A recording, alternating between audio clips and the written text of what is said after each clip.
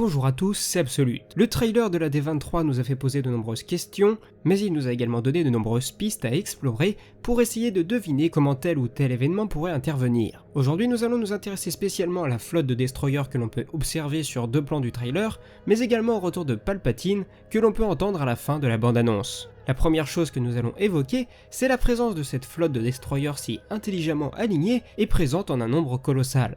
Les questions que nous pouvons alors nous poser sont les suivantes. Comment, où et surtout pourquoi? Eh bien je pense que ma petite théorie du jour peut répondre à ces questions sans pour autant, je le rappelle, être la seule et unique explication que le film pourra nous fournir, mais ça reste une hypothèse assez valable.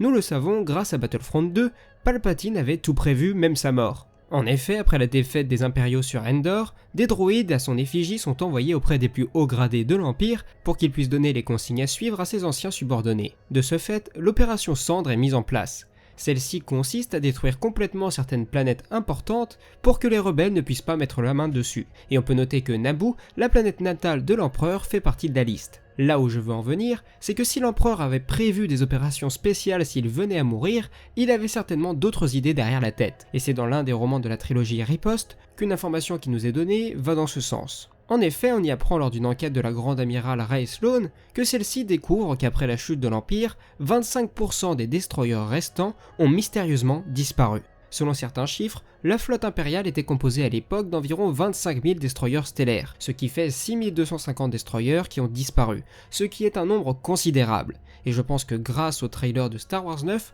on vient de retrouver une petite partie de ces 25% de vaisseaux disparus. Je pense donc que cette explication est totalement valable pour essayer de résoudre cette première question. Deuxièmement, pourquoi sont-ils réunis ici ? Eh bien si vous avez regardé Star Wars Rebels et notamment la saison 3, vous aurez découvert le monde entre les mondes. Ce lieu, en dehors de l'espace et du temps, permet à la personne qui s'y trouve de voyager à travers les lieux et les époques. Ezra et ses compagnons rebelles parviennent ainsi à y ouvrir un passage dans lequel le jeune Jedi s'engouffre. Dans celui-ci, il fait de nouveau face à son ancien duel contre Vador, au cours duquel il avait vu Ahsoka Tano se sacrifier pour lui permettre de s'enfuir, ce qui se déroulait à la fin de la saison 2. On peut donc voir qu'il y a eu un retour dans le temps. Or, ayant désormais un autre point de vue de la scène, il se rend compte qu'il peut sauver Ahsoka en la grippant à l'épaule et en la tirant vers lui, ce qu'il fait, mettant désormais un terme au duel.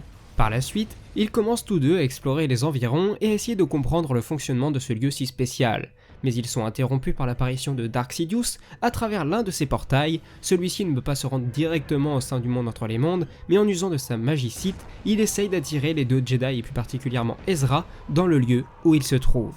L'empereur est proche d'arriver à ses fins, mais en combinant leurs forces, les deux Jedi parviennent à le retarder. Ils sont malheureusement obligés de se séparer et de retourner chacun dans des continuités différentes. En s'enfuyant, Ezra fait en sorte de détruire le portail pour que l'empereur ne puisse plus y accéder. La question que je me pose maintenant, c'est et si l'empereur avait, après toutes ces années, réussi malgré tout à trouver un moyen de se rendre dans ce lieu si spécial ? Je ne sais pas vous, mais personnellement je me suis toujours demandé pourquoi il y avait eu une explosion à la teinte bleutée lorsque l'empereur était projeté dans le vide dans l'épisode 6. Eh bien je pense que désormais nous avons une hypothèse cohérente. Je pense que l'empereur, alors qu'il chutait dans un puits sans fond, a réussi à ouvrir un portail qui l'a mené au beau milieu du monde entre les mondes.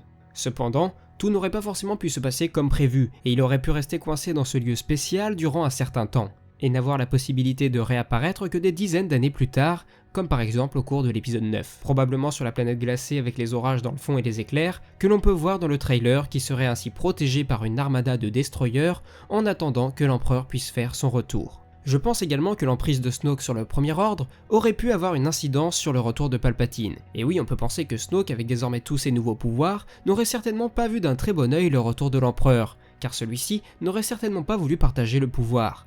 Snoke aurait donc pu user de ses puissants pouvoirs liés au côté obscur pour empêcher Palpatine, alors en position de faiblesse, de revenir du monde entre les mondes. Et pour venir confirmer en quelque sorte ce que je viens de vous dire, est-ce que vous vous souvenez de cet échange entre Snoke et Kylo Ren dans l'épisode 7 ? There's been an awakening. Have you felt it? Yes. Nous savons qu'il ne parle pas de Luke Skywalker, car il s'est coupé de la Force et ne recréé ce lien que dans l'épisode 8. La personne dont il parle est probablement Rey, car ça serait logique, elle découvre tout juste son affinité avec la Force. Mais et si en réalité il s'agissait d'autre chose, de quelque chose de bien plus mystérieux et de bien plus dangereux ? Et si en réalité, Snoke avait senti le regain de puissance de l'Empereur, ou bien alors tout simplement sa réapparition ? Je pense que tout ceci ferait du sens, et permettrait de faire comprendre aux spectateurs que finalement tout était lié depuis le début. Donc pour vous résumer, la flotte que l'on voit dans le trailer fait partie des 25% de destroyers qui ont mystérieusement disparu et qui sont dans l'attente du futur retour de l'empereur sur une planète au nom encore inconnu qu'ils doivent surveiller et protéger, et c'est sur celle-ci que Kylo se rendra très probablement. Voilà ce qu'il en est pour ma petite théorie. Je vous précise encore une fois que je ne détiens pas la vérité absolue, les chances que tout ce que je viens de vous dire se produise sont malgré tout assez minimes, j'en suis bien conscient, mais j'avais envie de vous en faire part quand même. Donc n'hésitez pas à me dire ce que vous en avez pensé dans les commentaires. Si la vidéo vous a plu, n'hésitez pas à lui laisser un pouce bleu et à la partager et à vous abonner à la chaîne. Vous pouvez également soutenir la chaîne sur Utip, j'en profite au passage pour remercier les différents donateurs et notamment Nox Academia et Black. Et sur ce, il ne me reste plus qu'à vous dire à la prochaine, c'était Absolute, que la force soit avec vous, ciao.